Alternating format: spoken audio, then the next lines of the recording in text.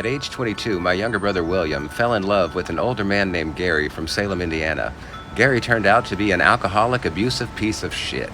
I'm sure my little brother didn't tell me half of what was going on between the two of them, but I know that Gary was verbally and physically abusive. And I know that one night, Gary threw a drink at my brother, and that glass broke and cut my brother's hand. So then my brother knocked him down on the ground and fractured his rib.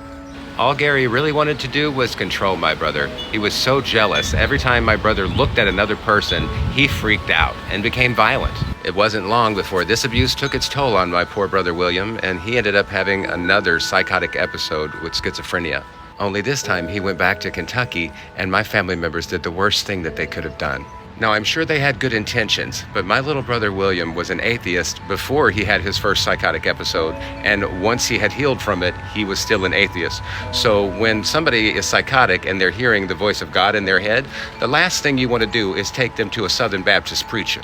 And yet that's exactly what they did. And of course, none of this biblical bullshit helped him whatsoever. I kept telling them he needs to go to the hospital, he needs his medication.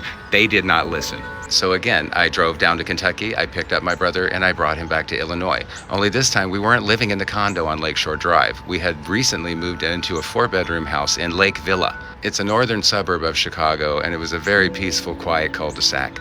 But my husband had already planned a trip to Poland for 2 weeks, and he couldn't take my son Anthony with him because he was still in foster care.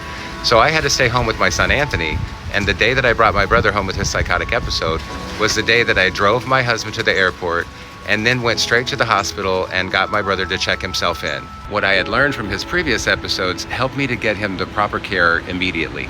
And within 6 weeks, my brother was no longer hearing voices, and he seemed to be doing much better. But one day he called Gary, and Gary convinced him to go back. Over the next 5 years, my brother and Gary would fight quite a bit, but they would stay together.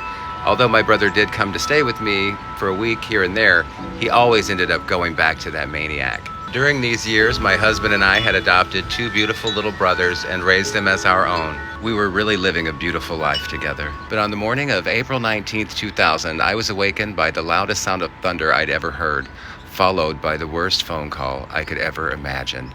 My little brother was no longer living.